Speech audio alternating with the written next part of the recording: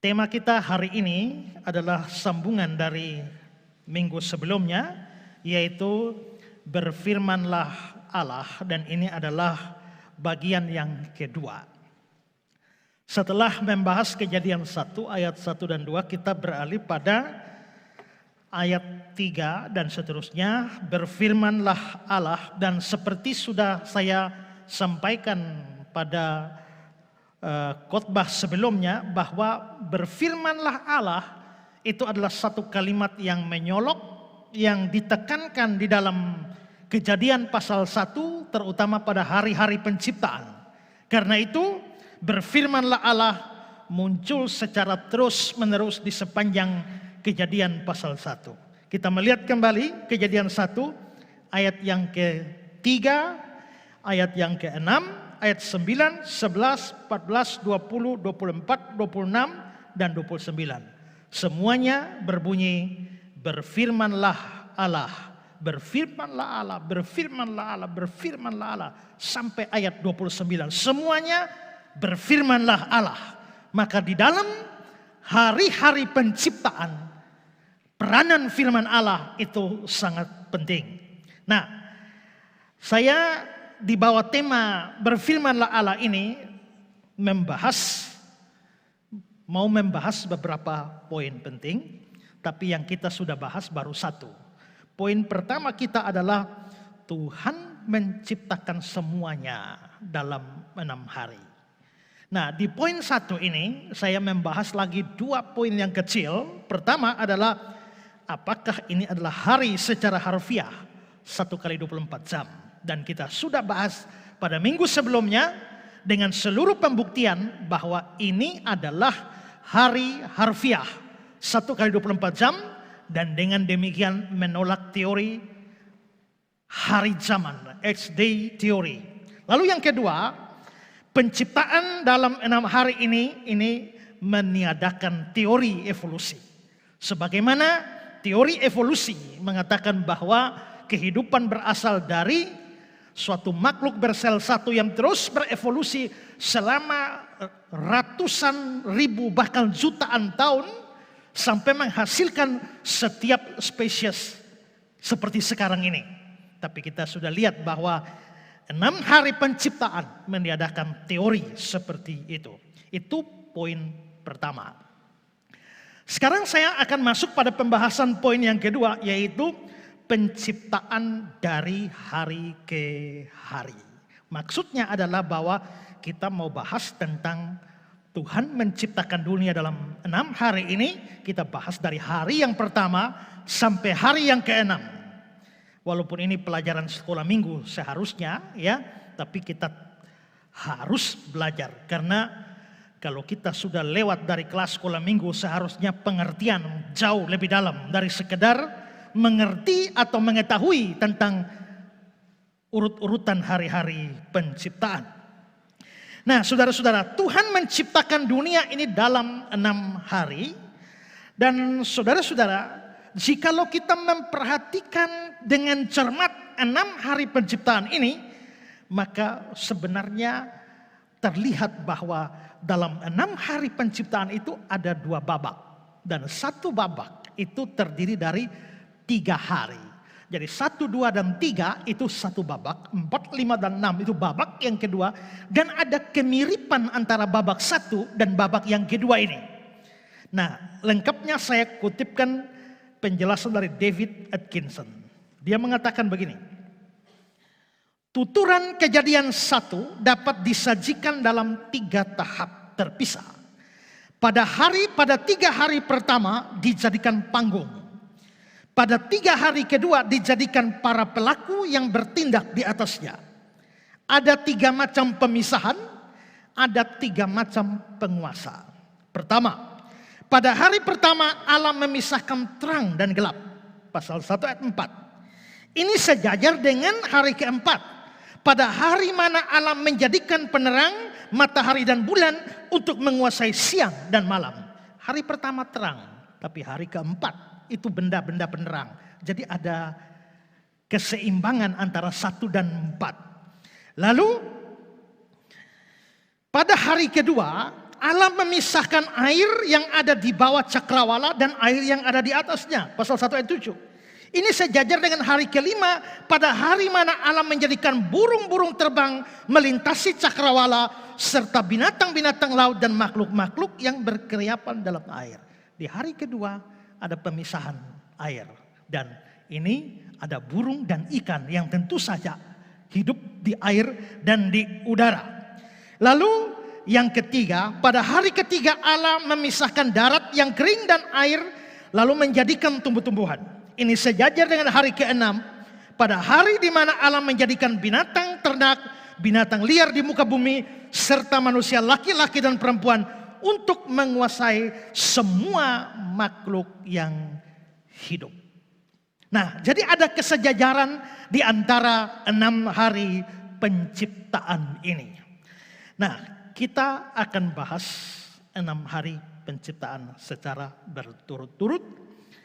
Mari kita mulai yang pertama, hari yang pertama. Pada hari pertama Tuhan menciptakan terang. Mari kita lihat ayatnya 3-5. Berfirmanlah Allah, jadilah terang. Lalu terang itu jadi. Allah melihat bahwa terang itu baik, lalu dipisahkannya lah terang itu dari gelap. Dan Allah menamai terang itu siang, gelap itu malam. Jadilah petang, jadilah pagi. Itulah hari pertama.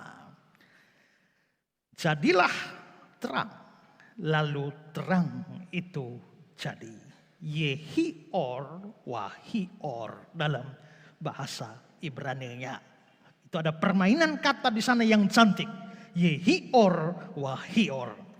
Nah, waktu dikatakan Tuhan menciptakan terang, maka terang di sini itu secara harfiah. Saya sudah jelaskan berkali-kali, sebuah kata bisa bermakna harfiah, bisa bermakna simbolik, bisa bermakna kiasan. Tapi terang di sini itu harus harfiah, karena Tuhan menciptakan terang untuk pertama kalinya harus harfiah. Ada banyak kata terang di dalam Alkitab, itu tidak harfiah, tapi itu adalah simbolik. Misalnya ketika Yesus berkata, akulah terang dunia, akulah terang, itu bukan berarti bahwa secara harfiah terang itu Yesus. Tidak. Maka penggunaan kata terang pada Yesus, akulah terang dunia, itu sesuatu yang simbolik atau bisa sesuatu yang kiasan. Tapi Kejadian 1 ayat 3, Tuhan Allah menciptakan terang, itu terang harfiah. Ini penting seperti saya bilang. Si Yosua Teo mulai mengaitkan ini. Yesus berkata, akulah terang dunia. Di Kejadian 1 dikatakan bahwa jadilah terang, diciptakan oleh Allah. Berarti Yesus diciptakan oleh Allah. Kesalahan dia adalah dia menafsirkan terang di dalam Kejadian 1 ayat 3 itu dihubungkan dengan Yesus, padahal terang untuk Yesus itu simbolik atau kiasan. Sedangkan terang di Kejadian 1 ayat 3 itu harfiah. Ketika harfiah dijadikan kiasan atau simbolik, dan ketika simbolik atau kiasan dijadikan harfiah, dari situlah muncul banyak kekacauan di dalam pengajaran. Dan salah satunya dilakukan oleh Yosua Teo ini. Sehingga menyimpulkan bahwa Yesus itu adalah ciptaan mula-mula dari Allah. Allah menciptakan terang. Saya mau bahas lagi bagian ini dalam beberapa poin yang lebih kecil lagi. Pertama, mengapa terang diciptakan terlebih dahulu? Ini ada 6 hari penciptaan, Tuhan menciptakan banyak hal. Tapi pada hari pertama dia menciptakan terang. Kenapa Tuhan menciptakan terang lebih dulu? Dari konteks terlihat bahwa terang diciptakan terlebih dahulu untuk mengatasi kondisi tohu wabohu, kacau balau yang ada di ayat sebelumnya. Ya, Kejadian 1 ayat 2, bumi belum berbentuk dan kosong, gelap gulita menutupi samudera raya. Karena ada gelap gulita, maka diatasi dengan menciptakan terang. Karena itu bisa dipahami bahwa terang diciptakan terlebih dahulu itu untuk mengatasi kegelapan ini. Dan yang kedua bisa dimengerti bahwa terang biasanya dikaitkan dengan kehidupan. Karena itu dalam bahasa kiasan, misalnya dalam Yohanes 1 ayat 4 dikatakan, dalam Dia ada hidup, dan hidup itu adalah terang manusia. Terang di sini dikaitkan dengan hidup, dikaitkan dengan kehidupan.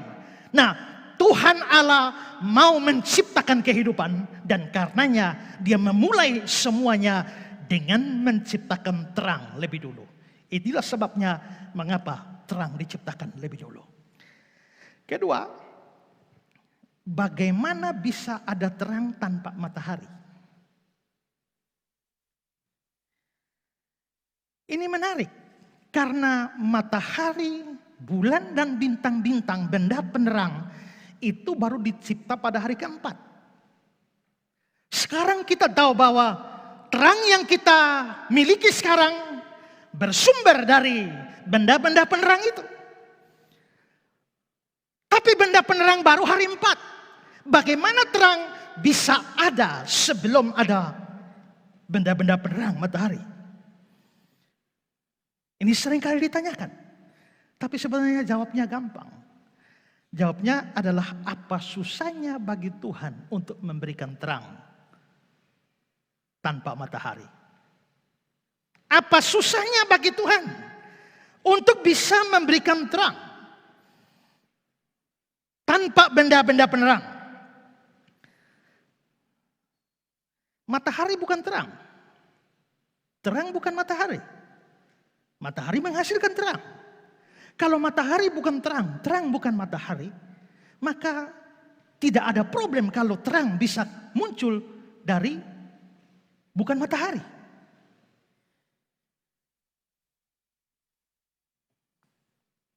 Coba pikirkan.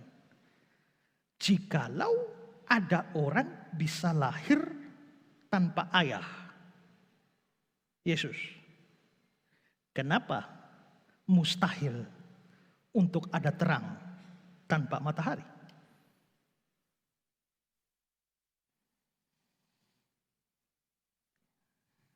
Waktu saudara ingat saya khotbah Second Coming of Christ, membahas tentang akhir zaman, kita bahas tentang Yerusalem baru.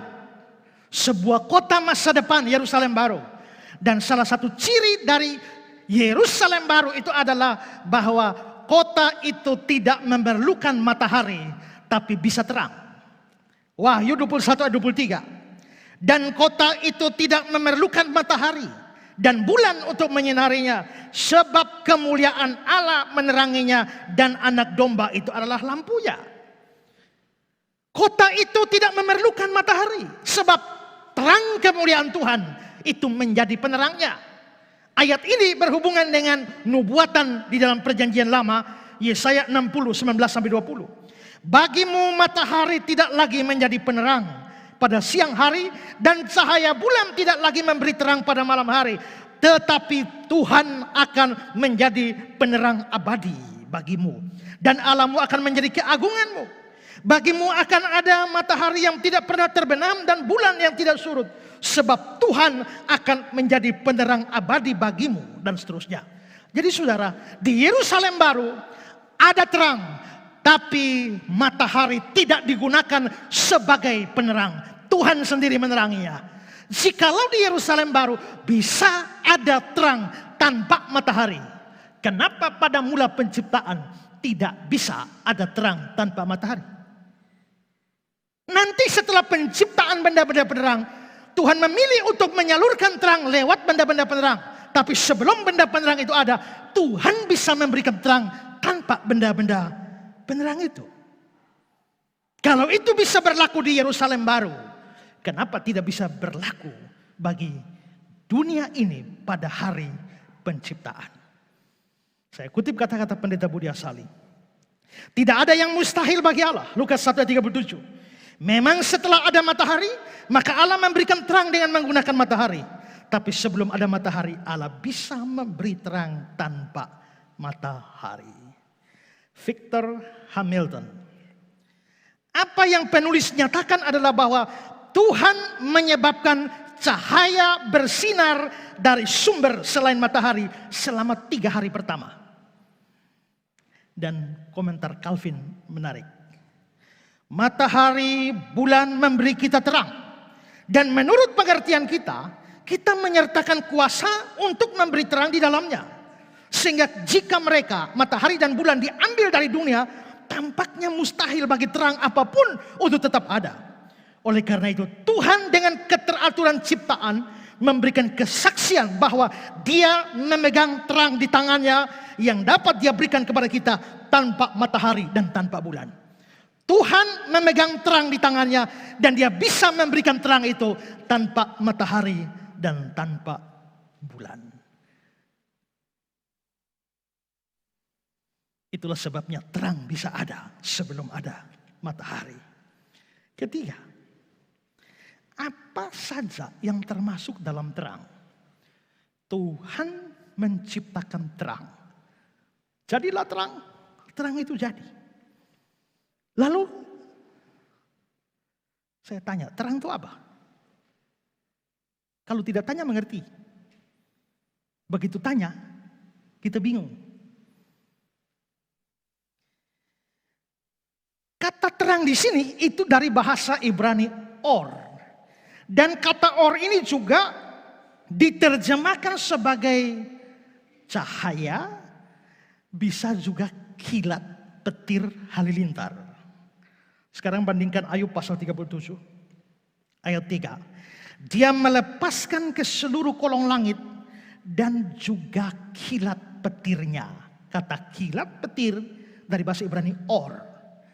11. Awan pun dimuatinya dengan air dan awan memancarkan ornya. Ini diterjemahkan kilatnya.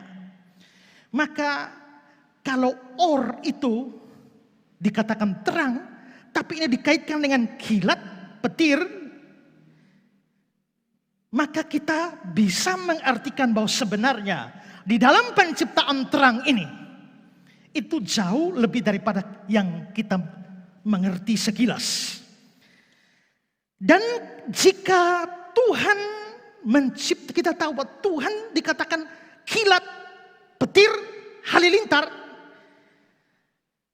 Kalau kita melihat kilat atau petir halilintar, pertama, ada terang, ya, kegelapan tiba-tiba muncul petir di langit, menjadi terang. Cahaya, ya, kilat bisa menyambar suatu tempat sampai terbakar. Api. Tapi kilat juga itu mengandung listrik yang sangat tegangan tinggi. Luar biasa. Kalau begitu, maka cahaya atau terang atau api atau listrik itu kita dalam bahasa fisika kita sebut sebagai energi. Maka di sini dalam penciptaan terang kita bisa mengerti bahwa pada hari pertama penciptaan Tuhan menciptakan energi. Energi itu bisa cahaya atau sinar. Coba pikir, apa bedanya cahaya atau sinar dengan terang?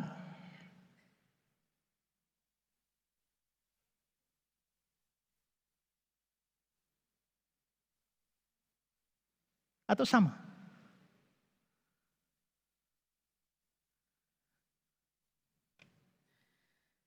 Kalau Tuhan dikatakan menciptakan terang,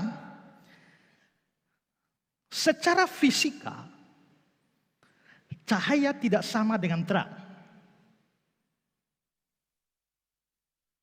Terang itu ialah pantulan dari sebuah benda yang terkena cahaya.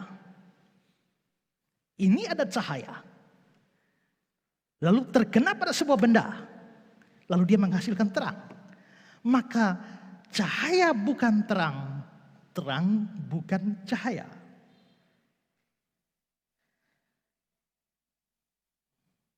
Kalau permukaan sebuah benda terkena cahaya, lalu dia bisa menghasilkan terang kalau benda itu memang bisa merefleksikan cahaya itu, dia jadi terang. Tapi kalau cahaya mengenai sebuah benda yang tidak memantulkan cahaya, maka cahaya itu tidak terang. Sehingga itu disebut cahaya gelap. Pernah tahu cahaya gelap? Ya. Kalau kita tahu namanya cahaya terang. Tidak. Karena kalau terang itu adalah hasil pantulan sebuah benda yang mampu memantulkan cahaya, baru jadi terang. Tapi apabila cahaya mengenai sebuah benda, benda itu tidak bisa memantulkan cahaya, maka biarpun ada cahaya, tetap tidak ada terang. Maka itu namanya cahaya gelap. Sehingga kalau dikatakan Tuhan menciptakan terang, itu berarti bahwa dia harus menciptakan di dalamnya, dia harus menciptakan cahaya. Baru bisa menghasilkan terang. Saudara, coba pikirkan ini, bahwa di luar angkasa sana ada begitu banyak bintang-bintang. Termasuk kita omong tata surya kita, ada matahari yang sinarnya atau cahayanya begitu luar biasa. Tapi kenapa di atas sana gelap?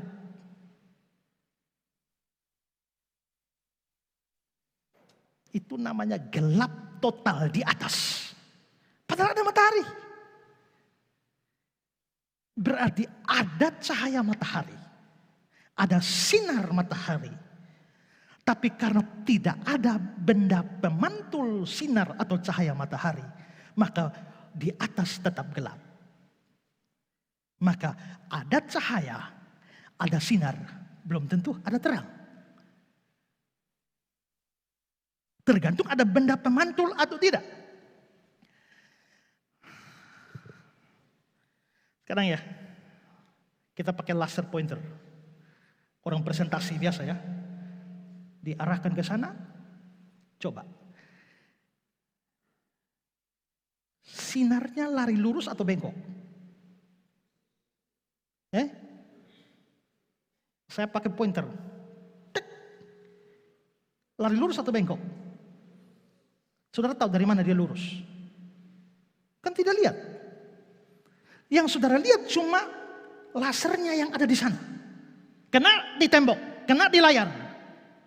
Tapi perjalanan cahaya itu dari sini ke tembok itu lurus atau bengkok? Kalau saudara bilang lurus, tahu dari mana lurus? Bisa jadi di udara itu dia belok-belok begini ujung lurus. Kan saudara tidak lihat. Kenapa tidak lihat? Kenapa hanya lihat di tembok? Karena cahaya ini bergerak sampai tembok sana, tembok memantulkan. Maka muncullah terang di situ. Tapi sepanjang perjalanan dari sini ke tembok itu, tidak ada benda pemantul di sini. Itulah sebabnya saudara tidak bisa melihat apa-apa di sini. Tahu-tahu sudah lihat di tembok. Tapi coba saudara senter ke sana, ada asap yang naik dari bawah. Saudara akan lihat. Kenapa? Karena ada benda pemantul, makanya bisa lihat. Tidak ada benda pemantul, tidak bisa lihat terang apa-apa.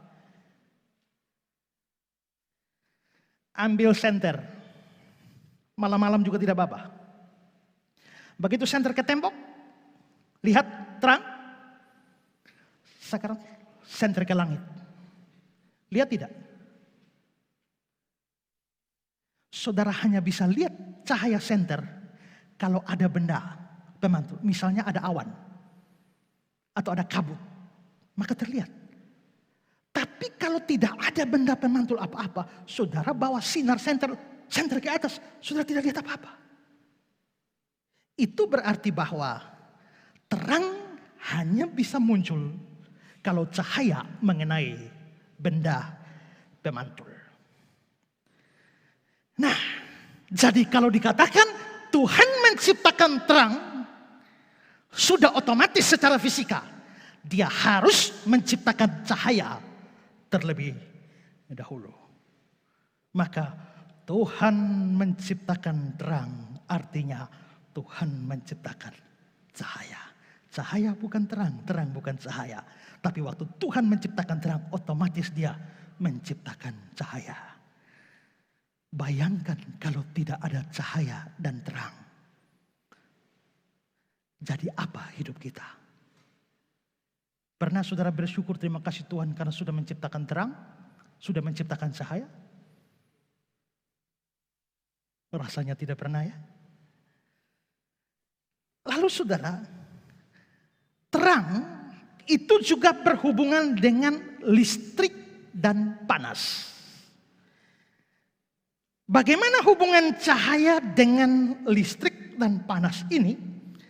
Cahaya itu bisa menjadi listrik jikalau ada benda perantaranya namanya fotovoltaik atau yang seringkali disebut sebagai sel surya. Kenapa itu lampu-lampu ambil dari matahari lalu menghasilkan lampu jalan? Itu berarti bahwa ada cahaya, ada terang, ada cahaya, ada terang, lalu melalui sel surya dia menghasilkan apa yang disebut sebagai listrik. Tapi listrik juga bisa menjadi cahaya. Jadi berkebalikan. Cahaya bisa jadi listrik lewat sel surya itu. Tapi listrik bisa jadi cahaya kalau energi listrik diubah jadi panas. Ketika energi listrik diubah jadi panas, lalu muncullah cahaya lewat lampu pijar. Seperti ini. Makanya berada di dekat lampu yang terang. Kenapa panas sekali? Karena itu saudara, jikalau terang cahaya berhubungan dengan panas, berhubungan dengan listrik, maka boleh kita katakan bahwa di dalam penciptaan terang, sebenarnya Tuhan pun menciptakan listrik. Komentari. Ada alasan untuk percaya bahwa cahaya, panas, dan listrik hanyalah modifikasi dari gaya yang sama. Kita dapat dijamin untuk merangkul ketiganya dalam maknanya. Maksudnya merangkul ketiga dalam maknanya apa? Maksudnya panas, listrik, dan cahaya dapat dirangkul di dalam makna kata or atau makna kata terang itu. Maka Tuhan menciptakan terang, itu berarti Tuhan juga menciptakan listrik. Saudara sekian lama pernah duduk berpikir jikalau Tuhan cipta semua, Tuhan cipta listrik?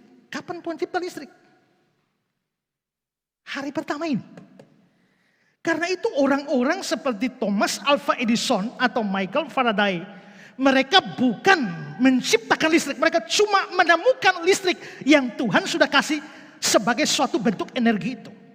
Dari cahaya, energi cahaya itu diubah menjadi panas, diubah menjadi listrik. Jikalau Tuhan tidak menciptakan cahaya atau terang, Edison maupun Faraday tidak pernah menemukan yang namanya listrik. Karena itu saudara, pernahkah saudara bersyukur karena Tuhan cipta listrik? Coba bayangkan kalau listrik tidak ada. PLN mati 1 jam saja kita maki-maki PLN luar biasa. Iya kan? Pusing semua, HP kapan casnya? Tapi kita tidak pernah berpikir bahwa Tuhan menciptakan listrik. Jadi kalau sekarang orang tanya, Pak, Tuhan cipta listrik pada hari keberapa? Sudah tahu, dari hari pertama. Itu termasuk di dalamnya listrik.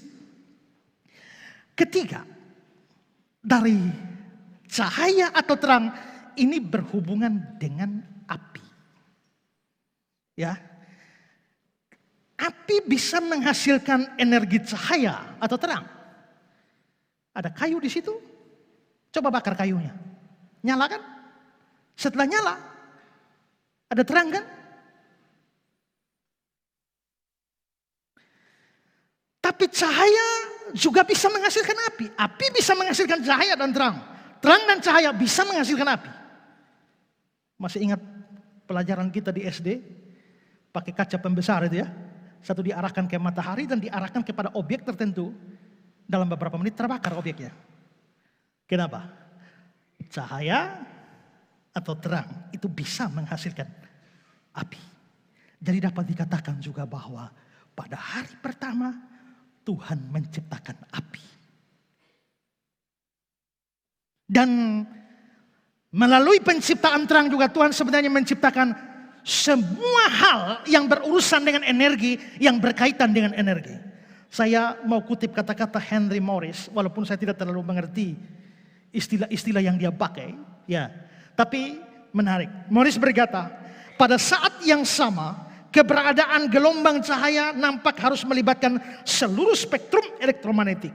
Di luar gelombang cahaya yang nampak di satu sisi, sinar ultraviolet dan semua radiasi panjang gelombang pendek lainnya, dan di sisi lain cahaya inframerah dan fenomena gelombang panjang lainnya. Pada gilirannya, pengaturan gaya elektromagnetik ke dalam operasi pada dasarnya menyelesaikan pemberian energi pada kosmos fisik. Semua jenis gaya dan energi yang berinteraksi di alam semesta hanya melibatkan gaya elektromagnetik, gravitasi, dan nuklir. Dan semua ini sekarang telah diaktifkan. Meskipun tidak diragukan lagi bahwa terlalu disederhanakan, tindakan kreatif ketuhanan yang luar biasa ini dapat diringkas dengan mengatakan bahwa gaya nuklir yang menjaga keutuhan materi diaktifkan oleh Bapa kita ketika Dia menciptakan elemen-elemen kontinum ruang masa waktu, gaya gravitasi diaktifkan. Saudara mengerti? Saya juga tidak. Tapi gambarannya, kelihatannya ada banyak hal yang berurusan dengan hal fisika yang kita tidak mengerti. Tapi sebenarnya semuanya terjadi karena penciptaan Tuhan di hari pertama. Ini sesuatu yang luar biasa. Setelah melihat semuanya ini, sekali lagi dapat disimpulkan bahwa penciptaan terang di hari pertama Allah sesungguhnya menciptakan energi dengan seluruh akibat atau dampak-dampak atau potensi-potensi untuk mengubah energi itu menjadi banyak hal seperti api, listrik, dan lain sebagainya. Kita perlu menyukuri semua ini. Pernahkah saudara bersyukur untuk keberadaan cahaya? Pernah bersyukur karena Tuhan cipta api? Pernah bersyukur karena Tuhan cipta listrik? Semuanya dari Tuhan. Yesaya 45 ayat 6 dan 7. Supaya orang tahu bahwa dari terbitnya matahari sampai terbenamnya, bahwa tidak ada yang lain di luar aku. Akulah Tuhan dan tidak ada yang lain yang menjadikan terang. Akulah Tuhan yang membuat semuanya itu. Lalu keempat, terang dan gelap dipisahkan. Kejadian 1 ayat 4. Allah melihat bahwa terang itu baik, lalu dipisahkannyalah terang itu dari gelap. Tuhan memisahkan.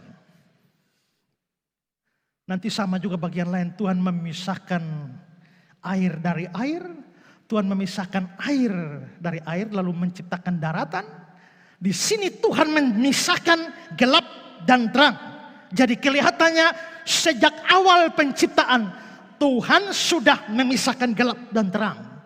Nanti di kemudian hari, di perjanjian baru khususnya, terang dimaknai secara kiasan, juga gelap. Misalnya bahwa orang-orang yang percaya disebut sebagai anak-anak terang, tapi orang-orang yang tidak percaya disebut sebagai anak-anak gelap. Dan prinsipnya tetap sama, gelap tidak boleh bersatu dengan terang, makanya dipisahkan.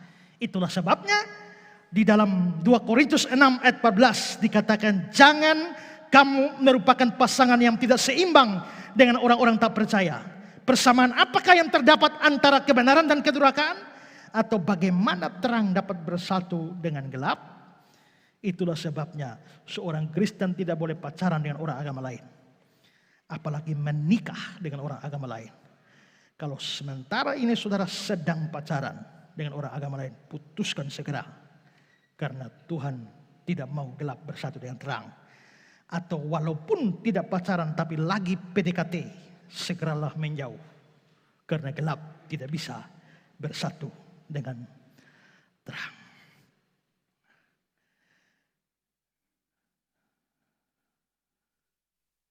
Ini hari pertama. Sekarang kita masuk hari kedua.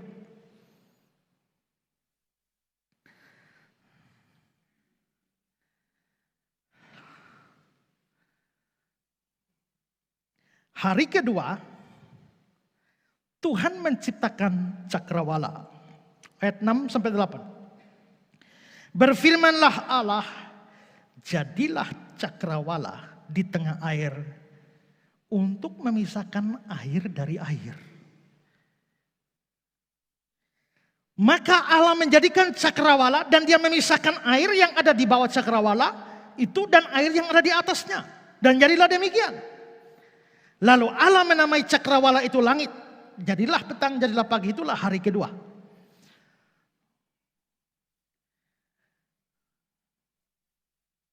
Kalau hari pertama Tuhan menciptakan terang dan memisahkan dari gelap.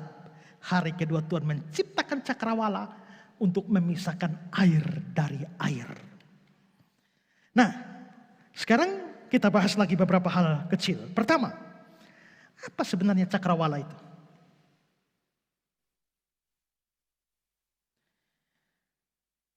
Cakrawala ini kelihatannya adalah sesuatu yang terbuka di atas kita.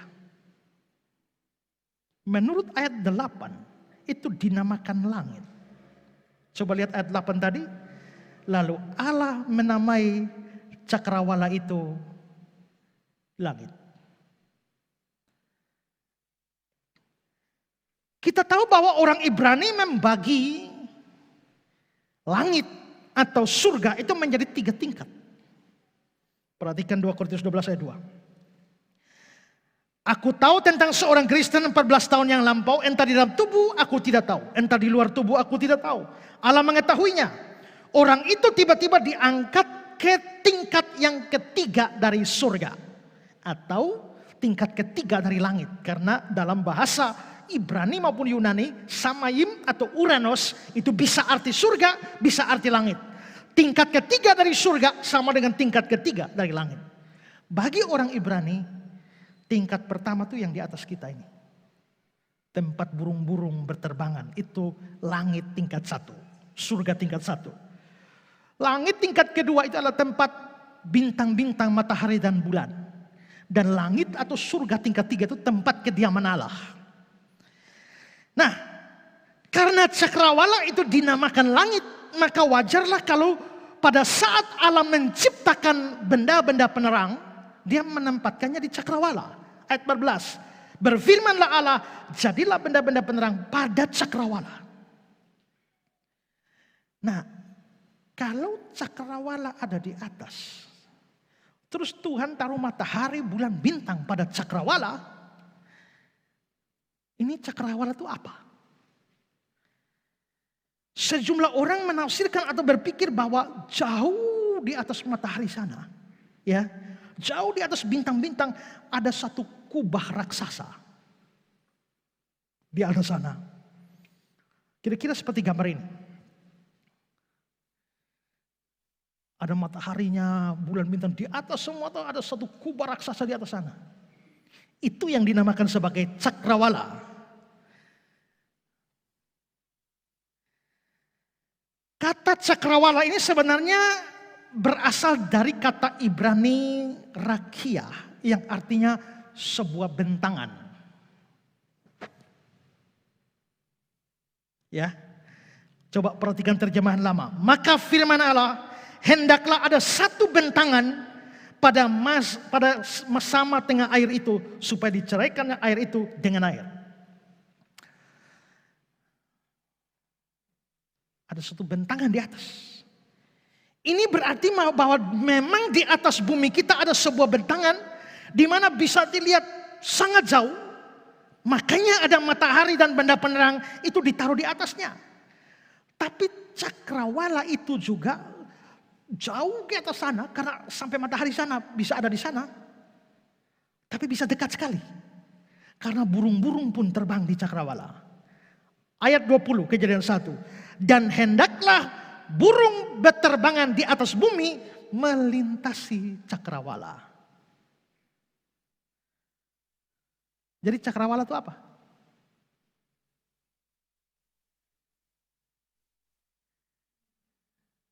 Kalau tidak ditanya biasa kita ngerti. Kalau ditanya mulai pusing itu. Apa itu ya? Mari perhatikan keterangan Morris. Cakrawala yang dimaksudkan dalam perikop khusus ini jelas-jelas atmosfer. Sayangnya kata dalam bahasa Inggris telah ditafsirkan oleh banyak orang untuk merujuk pada kubah kokoh di langit. Konsekuensinya ide ini telah digunakan oleh para kritikus liberal sebagai bukti dari pandangan pre-saintifik dari kitab Kejadian. Namun baik kata Ibrani asli maupun bagian manapun di mana kata itu muncul tidak menunjukkan gagasan seperti itu. Sebuah cakrawala hanyalah ruang tipis dan terentang. Jadi maksudnya Morris adalah bahwa adalah keliru kalau mengatakan bahwa jauh di atas sana ada suatu bentangan besar, ada kubah raksasa di atas sana. Tidak. Tapi cakrawala ini kelihatannya hanya satu ruang tipis terentang di atas kita. Jadi boleh kita simpulkan bahwa sebenarnya waktu Tuhan menciptakan cakrawala, Dia sesungguhnya menciptakan lapisan atmosfer di atas kita. Coba saudara lihat gambar ini. Kalau foto bumi dari luar angkasa, akan terlihat ada semacam cahaya di atas. Ini apa? Ini atmosfer. Tapi saudara, cahaya-cahaya di atas ini itu berlapis-lapis. Coba lihat lagi gambar ini. Jadi cakrawala itu apa? Itu yang warna-warni itu loh. Yang menutup bumi. Yang menyelimuti bumi. Nah, kenapa ada warna-warna berbeda? Itu karena atmosfer kita berlapis-lapis. Mari kita lihat lapisannya. Ya. Ada troposfer, ada stratosfer, ada mesosfer, ada termosfer, dan ada eksosfer. Semua ini namanya atmosfer. Pokoknya kita main fair saja semua. Ya, ini lapisan-lapisannya. Nah, jadi bisa dilihat bahwa pada waktu dikatakan Tuhan menciptakan cakrawala, Dia sementara menciptakan seluruh lapisan atmosfer ini yang ada di atas kita. Saya kutip kata-kata Kaufman. Kaufman berkata begini. Penciptaan atmosfer bumi adalah pekerjaan Tuhan pada hari kedua penciptaan. Jadi boleh kita sederhanakan bahwa cakrawala itu adalah atmosfer kita. Tuhan menciptakan atmosfer. Nah, hal kedua. Cakrawala ini dikatakan untuk memisahkan air dari air. Air yang di atas dan air yang di bawah. Ayat 6-7. Berfirmanlah Allah, jadilah cakrawala di tengah segala air untuk memisahkan air dari air. Maka Allah menjadikan cakrawala dan Dia memisahkan air yang ada di bawah cakrawala dan air yang ada di atasnya. Berarti ada air di bawah, air di atas. Air di bawah cakrawala jelas laut, samudra raya, dan air-air tanah, semua danau, sumur dan semuanya. Semua ini adalah air di bawah. Tapi dari kata-kata ini, itu berarti harus ada air di atas. Maka tadinya semua air. Tapi begitu cakrawala datang, sebagian air di sini, sebagian air ada di atas. Nah, apa maksudnya air di atas? Ini menjadi perdebatan panjang. Apalagi kalau itu atmosfer sekian lapis, berarti ada di atas sana. Ada air di atas sana.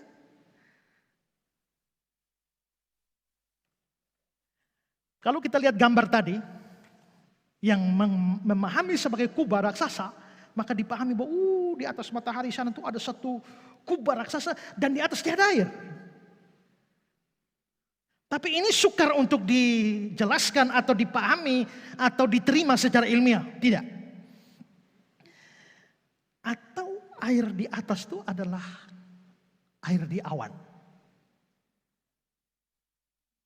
Karena kita tahu bahwa awan-awan ini yang di atas kita itu mengandung uap air yang sangat banyak. 1 meter kubik awan atau udara itu bisa memuat 10 sampai 15 miligram air. Itu berarti awan-awan itu air banyak itu. Makanya kita kan seringkali cari air di mana? Di bawah. Ya kan? Maka kita gali sumur. Kita bikin sumur bor. Kita cari air di bawah. Kenapa tidak berpikir untuk cari air di atas? Oh, ini tidak mustahil. Makanya ada perusahaan Rusia yang namanya Aquix. Itu untuk membuat air di atas, ambil air di atas karena di atas dia air banyak. Maka diciptakanlah alat itu bisa mengambil air 7.000 ton air per hari dari atas. Itu perusahaan Rusia. Pimpinannya adalah saudara Sami Soro itu. Itu untuk mengambil air di atas. Kita seringkali berpikir ambil air di bawah. Tapi harus ambil air di atas karena di atas ada banyak air. Nah, apakah air di atas itu yang dimaksudkan awan? Tapi kalau awan, tadi kan di atas atmosfer, di atas cakrawala.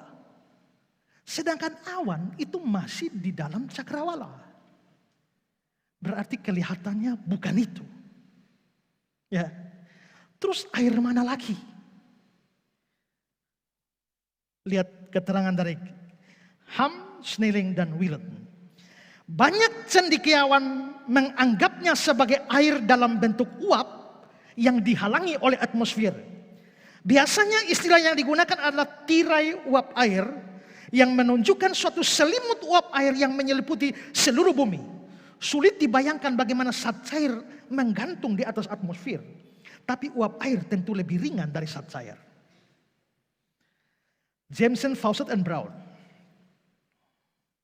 Dengan terciptanya atmosfer, bagian-bagian yang lebih ringan dari air yang tersebar di permukaan bumi ditarik tergantung ke langit yang terlihat.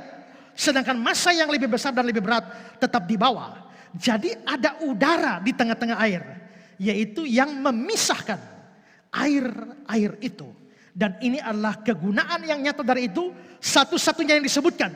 Meskipun atmosfer memiliki kegunaan lain sebagai media kehidupan dan cahaya. Atau seperti kata Morris, air di atas cakrawala dengan demikian mungkin merupakan lapisan uap air yang luas di atas troposfer dan mungkin juga di atas stratosfer. Di wilayah bersuhu tinggi yang sekarang ini dikenal sebagai ionosfer dan meluas jauh ke angkasa. Kalau Morris mengatakan bahwa itu di troposfer atau stratosfer atau ionosfer, menurut saya itu masih masuk atmosfer. Sedangkan air ini harus di atas atmosfer.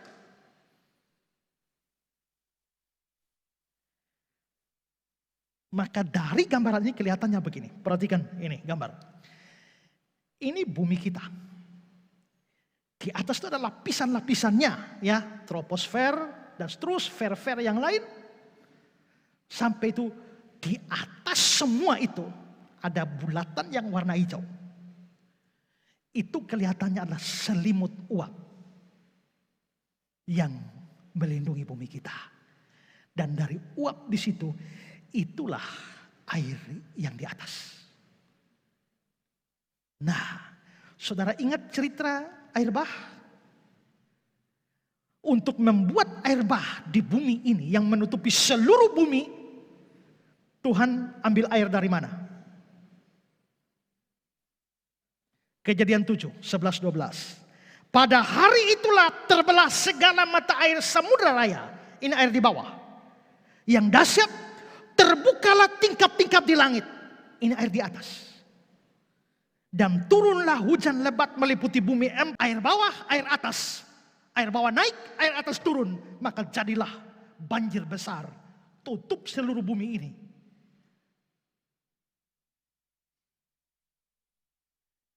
Karena itulah maka di sini ada air, di sana ada air.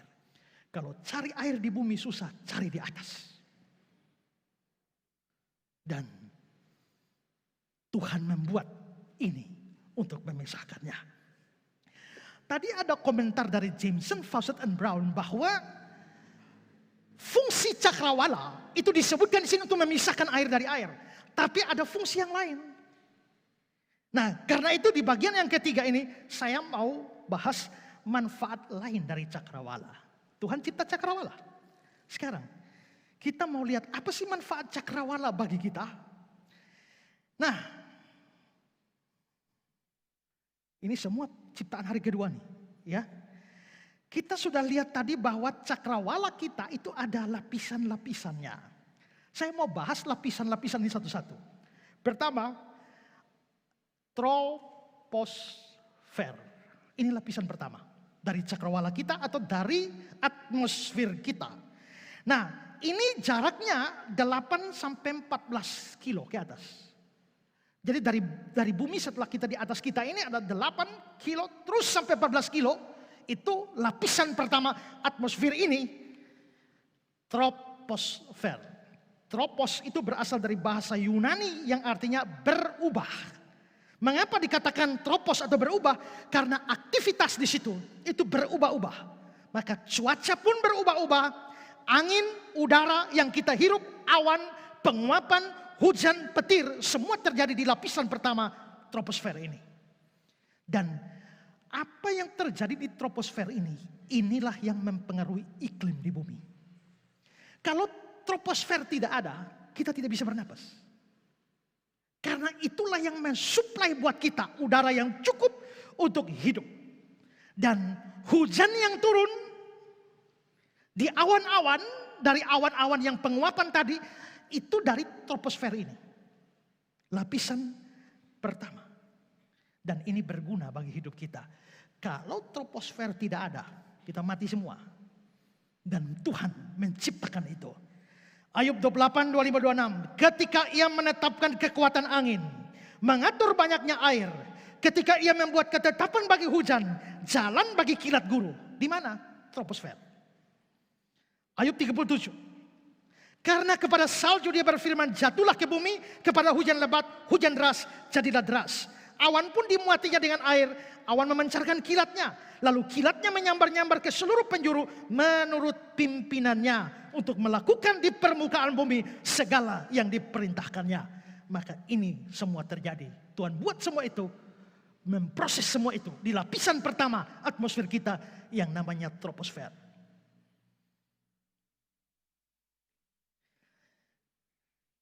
Berikut.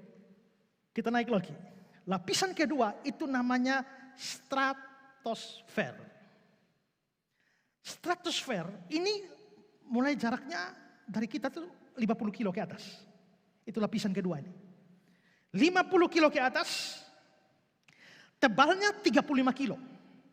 Jarak dari bumi kira-kira 50 kilo, tebalnya 35 kilometer. Dan stratosfer diambil namanya dari strat yang artinya lapisan. Karena di stratosfer masih ada lapisan-lapisan lagi. Nah, saudara-saudara, salah satu lapisan di dalam stratosfer itu yang kita kenal sebagai ozon. Ya. Ozon ini adalah senyawa yang menangkal sinar ultraviolet dari matahari yang merusak.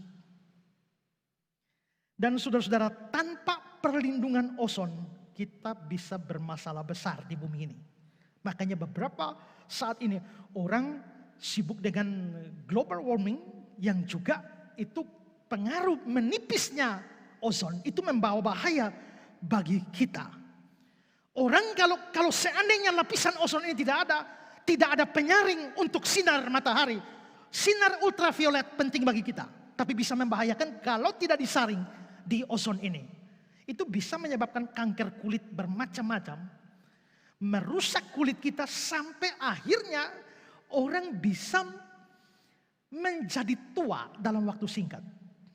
Biar saudara rajin ke salon atau luluran dan apalagi jenis-jenisnya itu.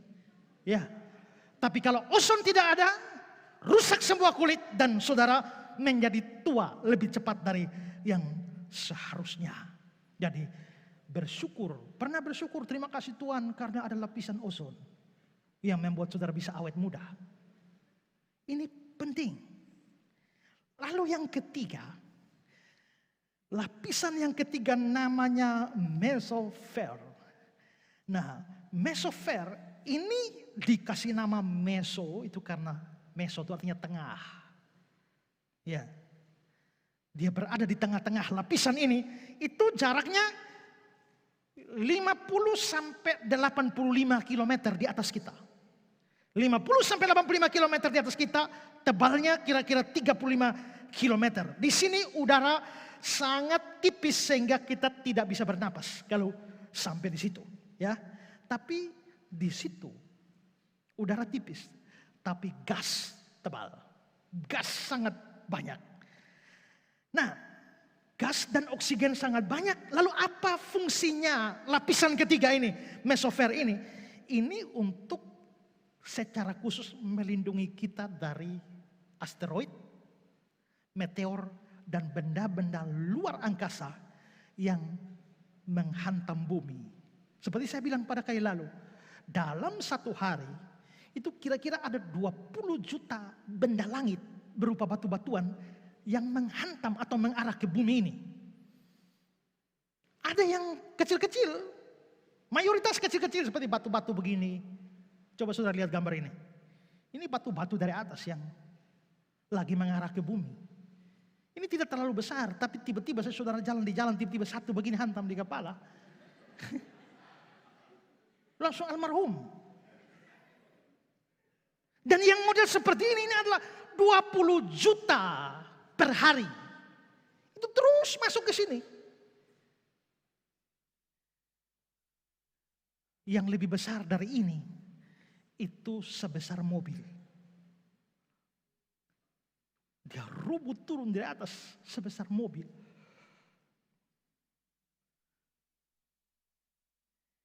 Dan bahkan ada yang sebesar lapangan sepak bola. Itu lagi mengarah ke sini. Ya, lapangan sepak bola. Ada yang berukuran diameter bisa berkilo-kilo. Menurut laporan NASA, pernah ada satu asteroid atau meteor yang mengarah ke bumi, diameternya adalah 938 km. Ini mengarah ke bumi. 938 km itu dari Kupang ke mana?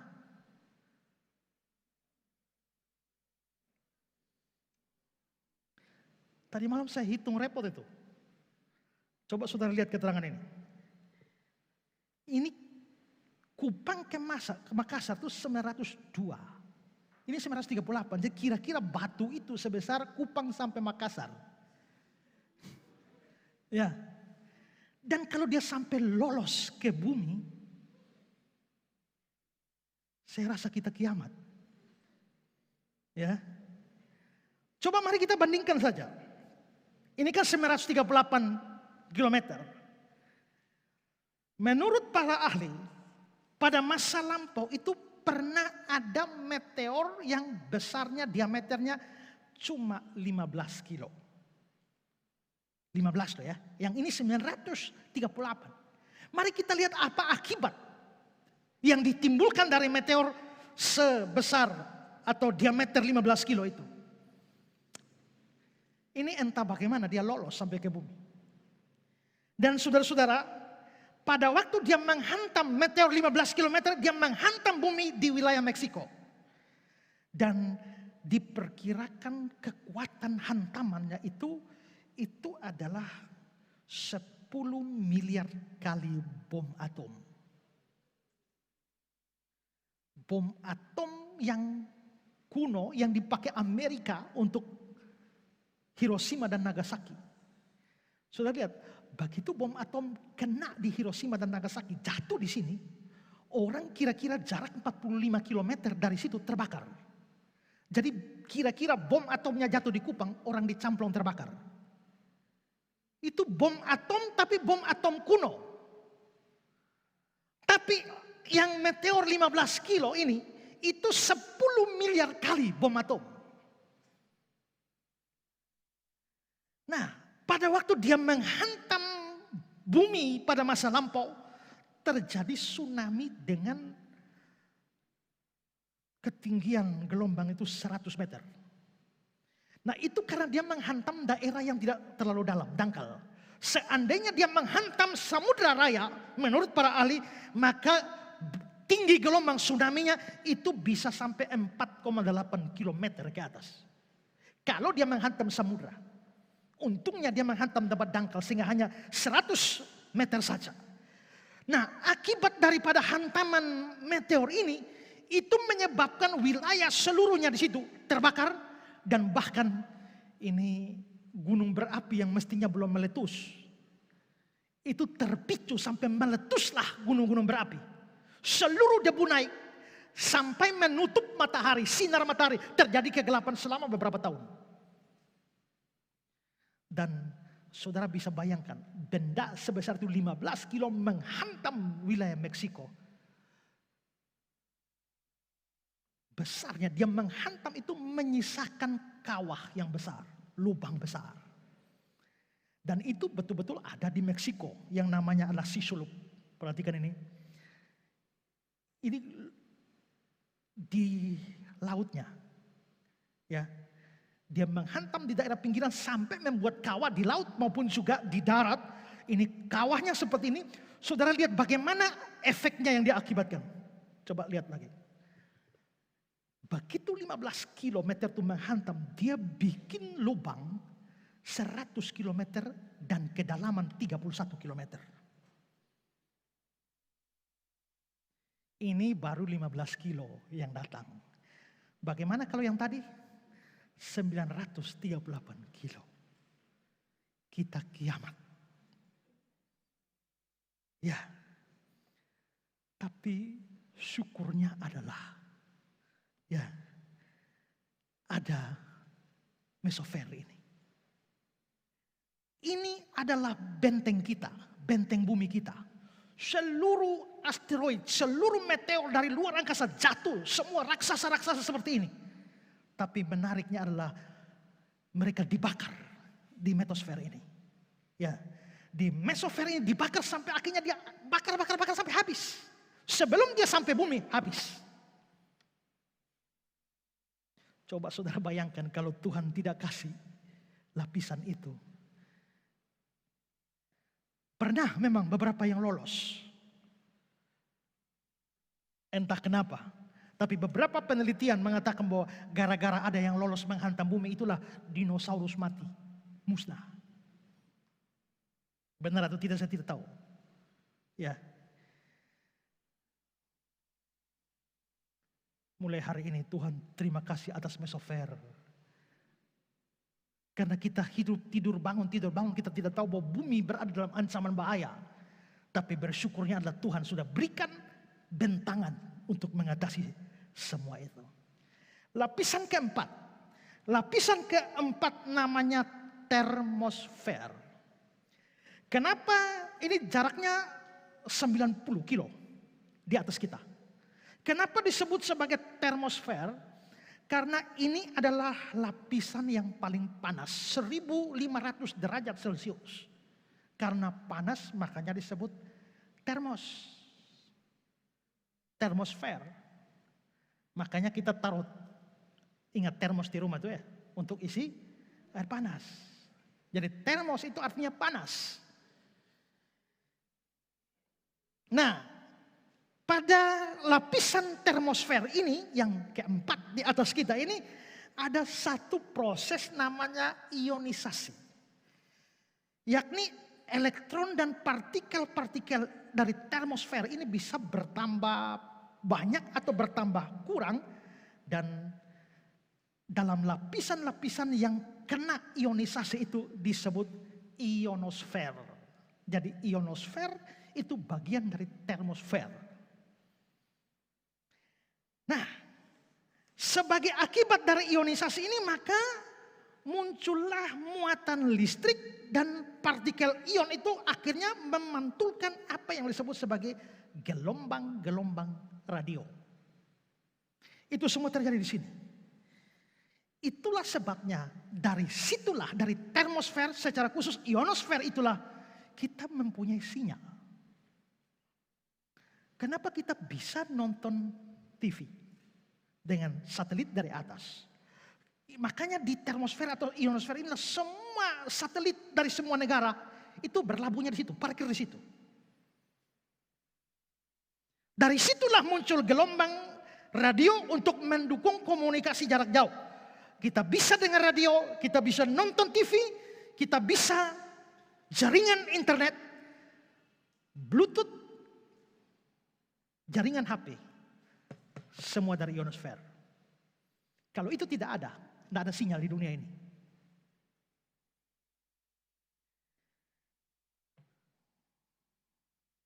Kalau tidak ada sinyal, stres ya. Tapi pernah tahu itu sinyal dari mana? Tuhan ciptakan di lapisan keempat dari atmosfer bumi. Maka di sini kita bisa lihat betapa dahsyatnya Tuhan itu. Lalu lapisan yang paling atas itu namanya eksofel. Nah, ini letak paling luar itu 480 km ke atas. Tidak tahu batas atasnya sampai mana. Tapi pokoknya dari bumi itu 480 km. Menurut NASA dari 480 km sampai 10.000 km. Itu wilayahnya eksofel ini. Nah, yang eksofel ini masih sulit ditemukan fungsinya apa. Tetapi beberapa ahli mengatakan bahwa ini adalah saringan pertama dari sinar matahari. Jadi begitu sinar matahari datang, saringan pertama, kalau dia dari 480 km sampai 10.000 km, berarti tebal sekali. Maka dia menyaring sinar matahari ke situ. Ini saringan pertama. Setelah dia terus ke bawah sinar matahari, disaring lagi oleh ozon. Baru sampai ke kita. Sehingga kalau eksofel tidak ada, ozon pun tidak cukup untuk bisa menyaringnya. Maka kita bersyukur bahwa ada eksofel di atas sana. Jadi kalau kita menyimpulkan semua, perhatikan ini, gambar ini. Ini adalah atmosfer kita. Troposfer itu menentukan cuaca dan iklim kita. Stratosfer itu mengandung ozon yang melindungi kita. Mesosfer itu untuk menghalangi meteor. Termosfer itu untuk pemantulan. Atau ionosfer, pemantulan semua gelombang radio dan sinyal-sinyal. Dan eksoffer itu untuk melindungi kita. Semua ini mempunyai manfaat. Seandainya Tuhan tidak cipta itu, binasa kita semua. Maka Tuhan menciptakan cakrawala. Maksudnya adalah dia menciptakan atmosfer. Alkitab hanya memberikan satu fungsi, yaitu untuk memisahkan air dari air. Tapi ilmu pengetahuan memberi kita lebih banyak informasi tentang atmosfer yang sudah saya jelaskan. Inilah penciptaan pada hari yang kedua. Melihat semua ini kita lihat ada banyak hal yang kita tidak tahu. Tapi ternyata Tuhan ciptakan buat kita. Dan demi kebaikan kita. Benar kata Elihu. Elihu bilang dalam Ayub 37:18. Dapatkah engkau seperti Allah membentangkan cakrawala. Mengeraskannya seperti logam tuangan atau kaca? Tidak ada manusia bisa bikin seperti itu. Hanya Tuhan bisa bikin seperti itu. Maka setelah melihat semuanya Tuhan menciptakan cakrawala. Mazmur pasal 19 ayat 2 nats pembimbing kita tadi mengatakan langit menceritakan kemuliaan Allah. Cakrawala memberitakan perbuatan tangannya. Kalau sudah begini mau apa lagi? Tidak ada lain selain bersyukur memuji Tuhan karena dia bikin cakrawala bagi kita. Mazmur 150 ayat 1. Haleluya. Pujilah Allah dalam tempat kudusnya. Pujilah dia dalam cakrawalanya yang kuat. Terjemahan lama berkata, pujilah akan dia dalam bentangan kemuliaannya. Terjemahan Indonesia sehari-hari, pujilah kekuatannya di angkasa. Inilah penciptaan hari kedua. Berikut, hari ketiga. Bersambung.